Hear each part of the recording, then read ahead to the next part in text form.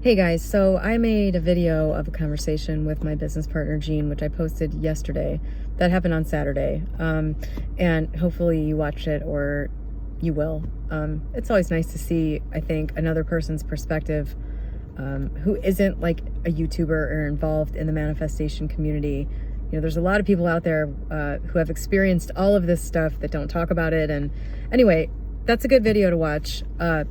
And Jean talked about something in that video that I wanted to just make probably a short video about, which is he talked about coming to be aware that a loving presence had been looking out for him his whole life. And he was talking about, he was like using concrete world terms, like you'd have been dead a long time ago if this thing wasn't making sure you were not in harm's way. And I get what he's saying with that. But I just, that loving presence is God in some form. And thinking about God, I think people, myself included, still, it's like if you've thought of God as a person or a deity or like an entity or something separate from you your whole life, it's like a long process of integrating a new idea in that place. Because for all of us, pretty much, the idea of God, whatever that evokes in you, it's been something that's been thought of your whole life. Very few people, even if they're like, I'm an atheist and I don't believe in God, like this idea of God has been a thing for most people their whole life. And for me, it was just something I never really like feelingly believed in until I started to understand it differently.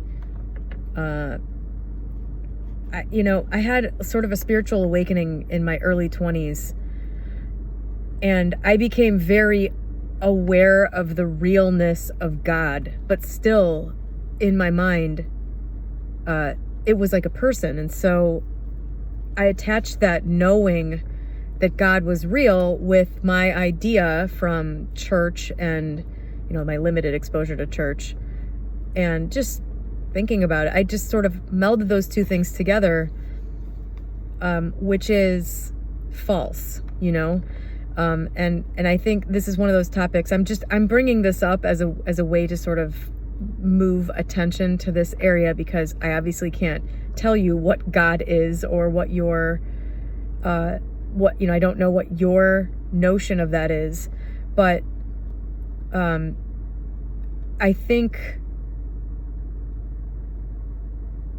the idea is more that God is everything. If we are God and God is all of us and it's just one big thing, it's basically like God is everything, everywhere, all knowing, as they say in church, but attaching it to sort of like this man is, I think, maybe good for some people up to a certain point. And this is why I'm making this video. Beyond a certain point, when you expand more in the direction of whatever's beyond this illusion, then there's that little sticking point where it's still like it's a guy.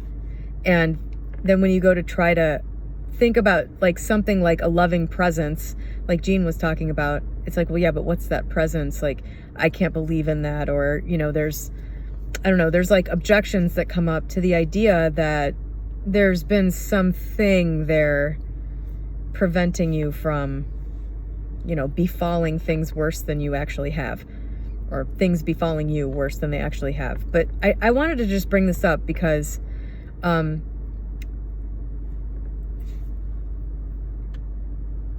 it's not going to be a surprise when I say this. If you're not aware of this, if you're not, if you don't feel like you can see that, Jean was saying that he didn't really become aware of a lot of this stuff until, I met him when he was 33, and I think a lot of this stuff, he's 50 now almost. And when, I think a lot of this stuff has come to light for him over like the last decade. Like he was saying, he didn't used to, it used to be different for him.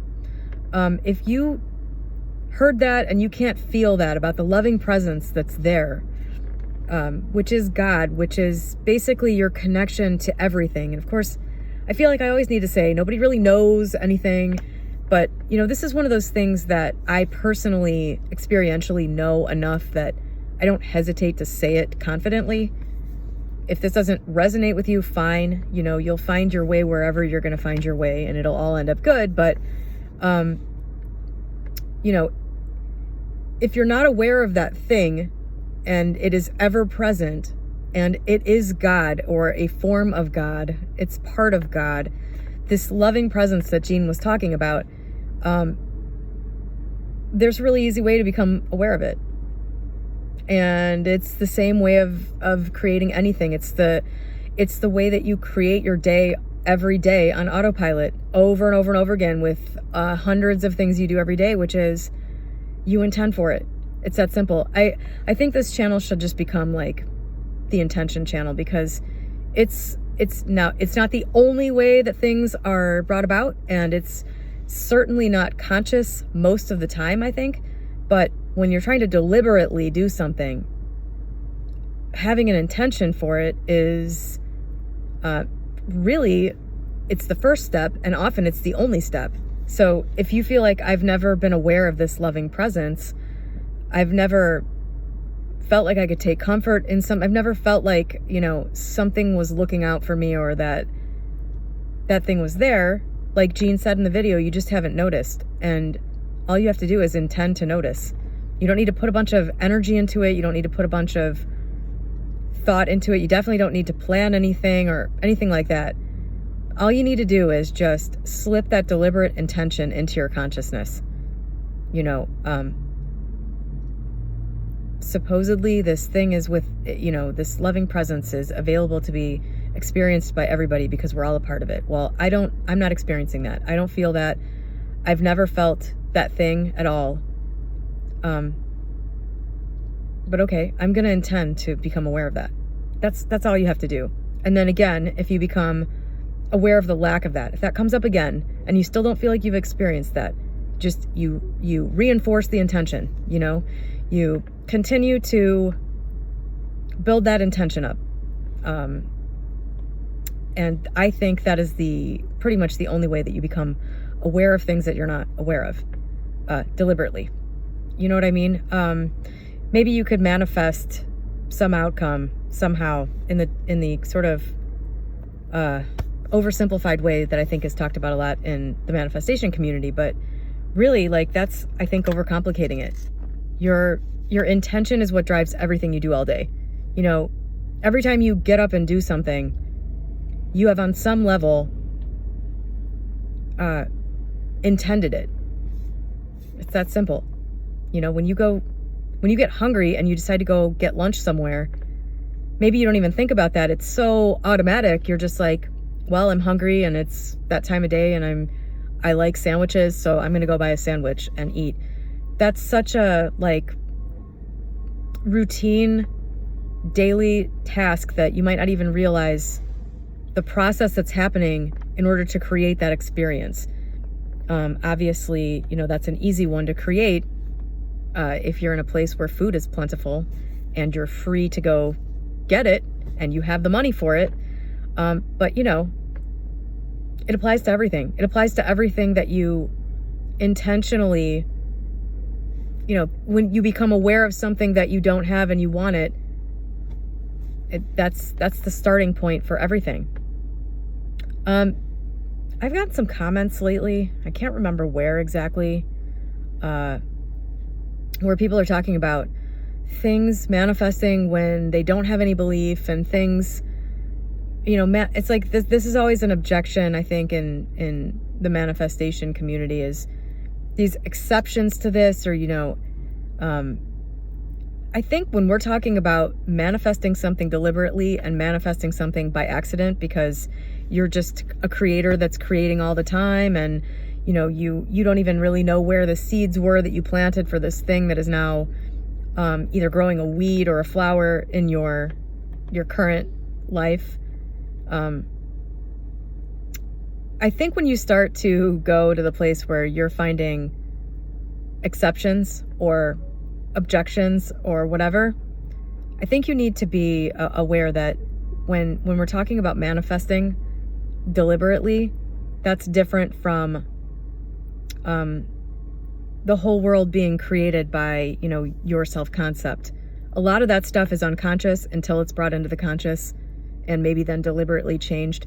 But, when you have good things that have happened when you've been in a bad state, or, you especially, a big one in this community is when I gave up on this, then it happened. There are things that I don't know that we're going to be able to pick apart and understand fully. And those things probably fall into that category. Things that happen that you didn't intend to happen, at least things that you didn't intend to happen consciously and deliberately. And this is, I think, where things get a little murky, because then you have to make sense of, why would I intend for this thing to happen from a different level of consciousness? And that's where I spend a lot of my time. When things happen, I know I didn't intend for this to happen consciously, didn't necessarily want for this to happen. That's when I think you have to start going a little further back, higher up, and ask yourself, why do I actually want this to be happening? Like, what is the benefit to me of going through this experience that seems unpleasant? Or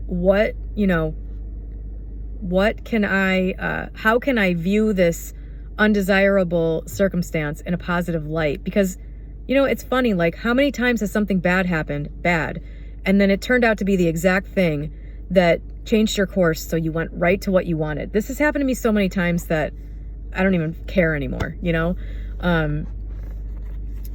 I don't even take bad things that happen all that seriously anymore. I'm mostly like, if something is stressing me out, I'm mostly like, how can I manage the stress of this? Or how can I divert my attention away from this? Because once it's like, you can't, I think it's hard to get sucked too deeply into the drama of these events that happen in your life. Once you know full well that those are the things that often lead you, you just can't perceive it for what it is until you see the next 5 steps ahead. So, I think you have to accept some of these ideas, that you do have control over. Like, I can intend to become aware that I am God and that everyone is God, and that God is always with me, and that God is not a man. God is just sort of like this. God is what's behind the illusion that we've all created. God is the reality of it's all good, in a nutshell. You can intend to become aware of that. You can make intentions for the things you want to do in your life and the things you want to have, and allow those things, those intentions, to then sort of work in there into the automatic creation that you're doing every day of everything in your life, and allow that to start to steer you, in the direction of the thing that you want, often unconsciously.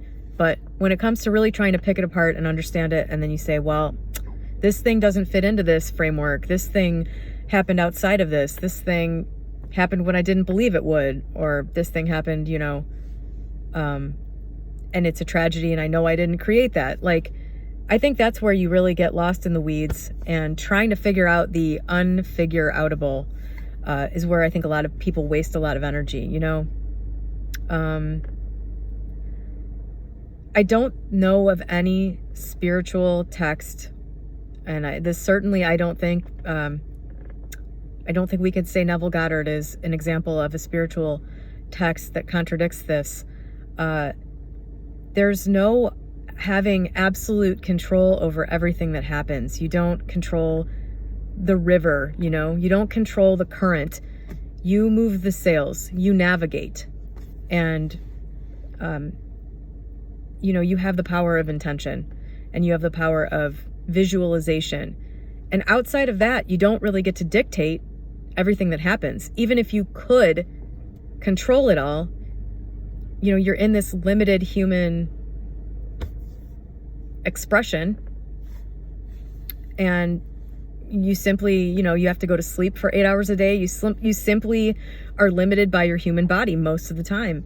And so even if you could control everything, and maybe you can, you just can't from the human perspective, because you don't have the energy, you don't have the requisite vantage point. You don't have the requisite skills to do that. Did any of this make any sense? So basically the whole point of this video is, if you're not aware that you're God and that you're a part of God and that we all are, and that this is one big thing, you know, other people may as well not be real, because it's like being drops in the ocean, and the ocean is not you. You are, you know, I should say the ocean isn't you, but you are the ocean, or strike that and reverse it, whichever one makes sense. You know, it's just one big thing. And if you're not aware of that, which can be a horribly lonely place to be, especially because I think when you're separate from that idea, when you're in your mind separated from that idea, it's in some form or another, an issue of your own value comes up. And when your value is in question, when your self-worth is in question, I wish there were better words for this. When the meaning of you is just gone, lost, you can't connect to it, that is a very, very disconnected feeling. You could be in a room full of people, and if you're experiencing that, you're not going to be able to connect to anyone in any meaningful way. It's a very lonely place to be. I've said on this channel since the beginning that loneliness is always about losing sight, losing connection with your own value. It's just this feeling of disconnection. When you are in touch with that, it's like this radiant, fulfilled thing where you could be miles away from everybody and you feel connected to everyone, and because we're all one thing. And when you're in touch with that, when you're aligned with that in the right way, you can feel that connection, no matter if any of these, you know, illusions of other humans are present.